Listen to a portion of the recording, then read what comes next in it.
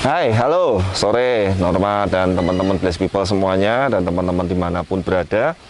Sore hari ini kita yang utama pengen update kondisi kolam besar yang terbaru, Norma ya. Berarti ini sudah hari kelima ya.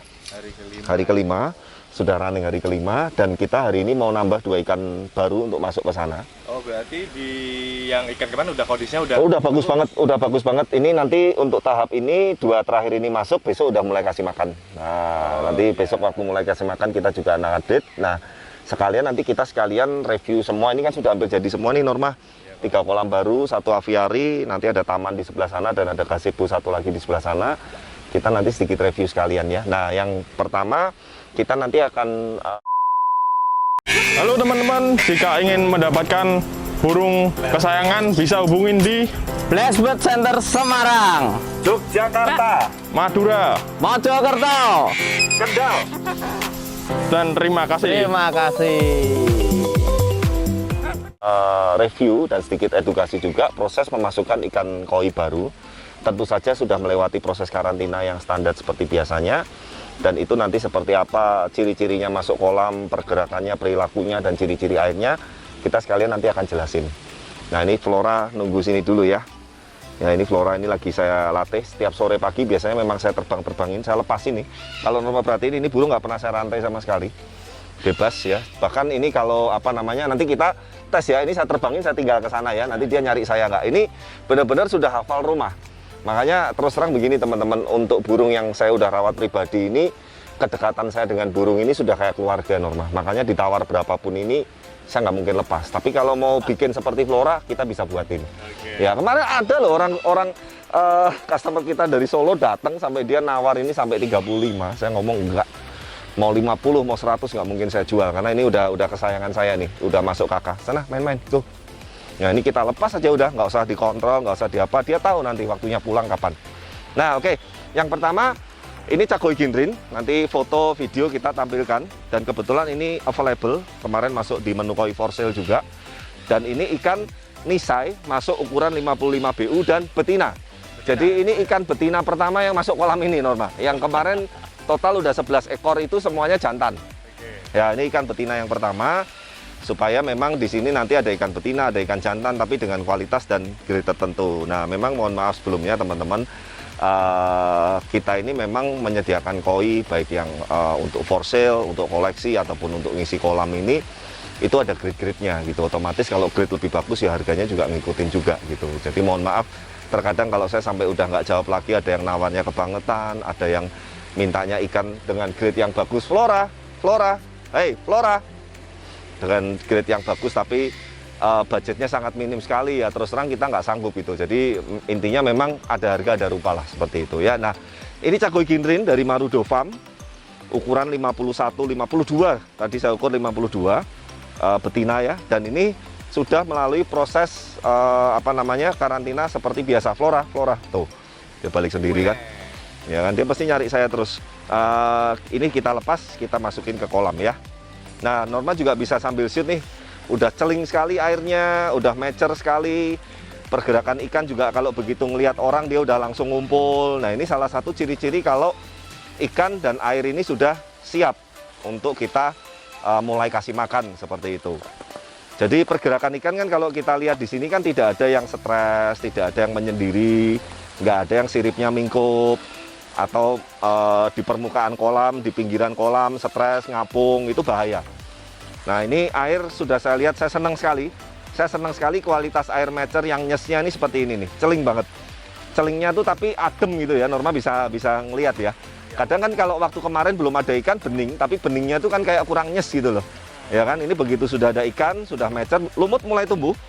Ini kalau Norma sekilas kelihatan seperti hijau-hijau, ini mulai lumut tipis tumbuh.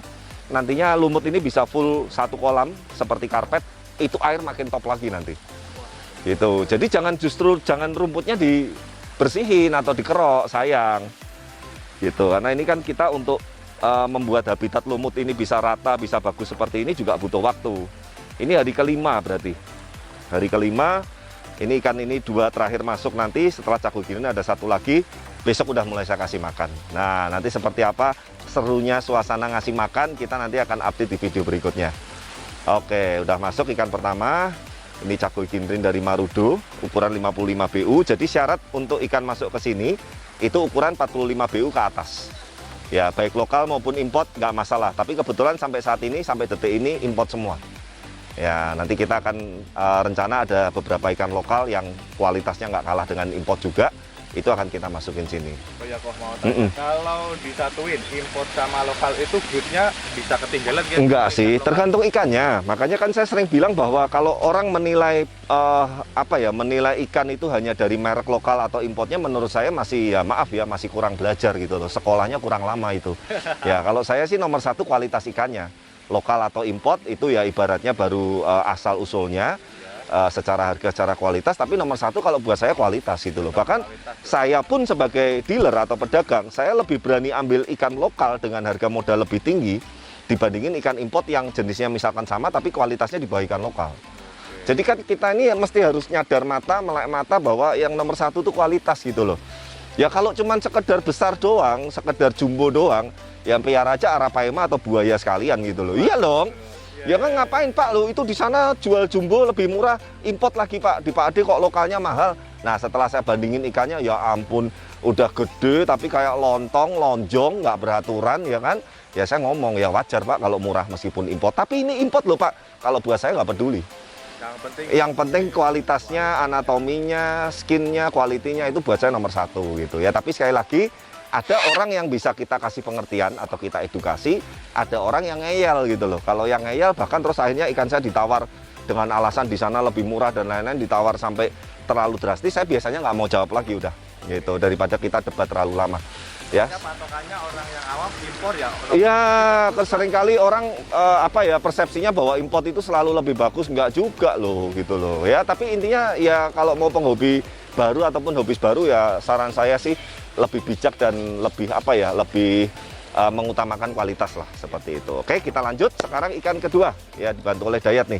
Ikan kedua ini Sanke dari Sakai Farm. Ya, ukuran juga sekitar 45 BU, suspect female. Ini patternnya saya suka banget ikan ini, dan ini kemarin memang agak sedikit rewel setelah datang, dan dia puasanya cukup lama nih, 2 minggu lebih, makanya agak kurus gitu. Tapi kalau buat saya yang saya selalu bilang kan Norma, kalau saya lebih penting ikan ini sehat dulu.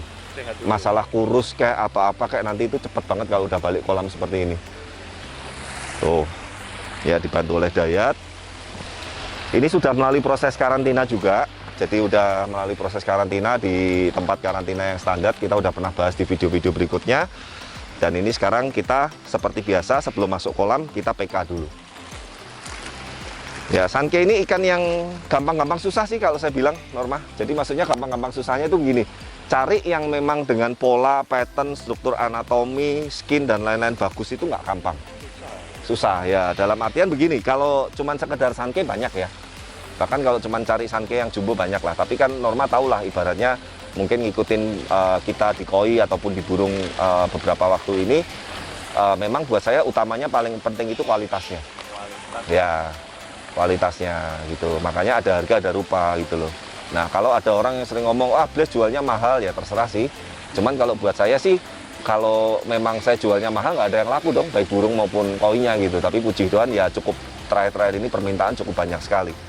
Gitu, udah mulai berenang-berenang, kita tunggu, biasanya nanti gabung ke ikan-ikan yang lain. Berarti ini total saat ini ada sekitar 13 ekor. 13 ekor, ukuran 45 sampai 55 BU. Ya, jantannya ada 11, betinanya ada 1, yang masih unknown atau suspect female 1, Sanke yang terakhir tadi. Ya, sementara ini stop dulu, setelah ini kita akan coba kasih makan, tapi mungkin besok. Artinya ini masih ada ikan baru masuk nih hari ini. Nah mungkin sambil kita nanti, itu kan sudah gabung semua begini, ini saya seneng nih. Artinya kalau ikan sudah berenang berkoloni seperti itu artinya bahwa salah satu ciri-ciri bahwa dia sehat dan nggak stres. Gitu. Ikan itu nanti akan ngafalin spot-spot di kolam baru, Norma. Nah nanti kapan kita akan bikin satu video gimana cara melatih ikan supaya dia itu akan ngumpul di satu tempat tertentu kalau dikasih makan. Nah itu masalah kebiasaan nanti waktu kasih makannya. Makanya ini teorinya begini, ini kolam ini kan baru nih Norma ya. Kolam ini kan baru, saya belum pernah kasih makan sama sekali. Nah otomatis ikan ini belum tahu jatuhnya tempat makan ini di mana nih. Nah, nanti waktu kita ngasih makan pertama dan membiasakan, apalagi kalau mau lebih telaten lagi, dibiasakan hand feeding, ikan itu akan ngapalin. Oh, bisa gitu? Bisa gitu loh, makanya itu butuh ketelatenan, butuh kita untuk apa ya, ngasih ibaratnya kebiasaan lah, intinya seperti itu. Nah, rencana memang nanti spot kasih makan ini Norma bisa shoot, ini di sekitar sini nih. Ya, jadi saya kalau nanti mau hand feeding atau mau ngasih makan, ikannya itu akan ngumpul terus di sini. Gitu. Jadi saya nggak akan sebar terlalu ke sana supaya ikan itu tahu bahwa oh kalau ada orang deket di sini, dia mau dikasih makan, dia harus ngumpul di daerah sini gitu. Nanti dia bisa dilatih. Gitu. Pinter juga sebetulnya koi itu ya. Tapi sekali lagi kembali lagi pemilihan karakter ikan ini juga penting. Makanya kan saya sering bilang karakter ikan yang saya masukin ke kolam ini rata-rata mental makannya bagus, Norma. Terlihat dari struktur anatomi, dari bentuk bodinya, dari skinnya, dari pertumbuhannya. Yang masuk kolam ini benar-benar saya seleksi ketat sekali. Ya, nah sekalian kita yuk nanti sinematiknya jelasnya kita bisa kita update contoh kolam-kolam yang sudah mature dan sudah kasih makan rutin ya. Kita terbangin lagi nih Flora biar jalan-jalan. Ya, oke. Nah ini kolam angka 8 ya, sudah 2 bulan lebih, mungkin masuk mau bulan ketiga. Norma perhatikan airnya udah sangat mature sekali, bening sekali. Ikan pun sangat lincah-lincah sekali, nafsu makannya juga bagus. Ya, tapi ingat karena ini overpopulasi, saya kasih makannya nggak berani terlalu terlalu over gitu. Nah, pakan ini pun treatment di saya 30% high grow, 70% color. Untuk ikan di bawah ukuran 45 cm. Karena yang saya kejar adalah kualitas skin warnanya dulu. Makanya kalau Norma perhatikan satu kolam ini merahnya rata-rata super red. Ya, karena 70% color dan wejem. 30%-nya high grow. Tuh. Ya kan kalau sudah makan begini sih enak banget sih tuh. Cuman kan kalau ini karena jujur untuk rata-rata untuk kolam pembesaran, baik ikan yang nantinya untuk show ataupun untuk yang ke customer, jadi memang makannya saya buat random. Oh ya kan, yang pasti ikan juga sehat-sehat semua dan kolam angka 8 ini sudah running hampir bulan ketiga, amit-amit puji Tuhan tingkat kematiannya 0. Ya, jadi kembali lagi kan yang seperti saya sharing kembali ke treatment dan perlakuan kita terhadap ikan-ikan tersebut. Flora. Ya. Proses pembuatan kolam koi yang Oke. Ya. Kenapa? Ini ya bisa dibuka itu videonya, linknya kemarin kita kan habis buat. Nah ini yang kolam angka bulat, ini jalan berarti hampir 3 minggu. Nah di sini ikan yang minimal sudah pernah juara 3. Paling jeleknya juara 3. Juga Norma lihat rata-rata skin warnanya merahnya super red semua. Kemudian siroji juga putih-putih. Memang sekali lagi pakan dan lain-lain dan kolam itu hanya memaksimalkan flora. Tapi nomor 1 bahan ikannya gitu. Jadi kalau memang bahan ikannya maaf nih jeleknya kayak apapun, kita mau kasih makan sebagus apapun, kolam sebagus apapun ya gitu-gitu aja gitu.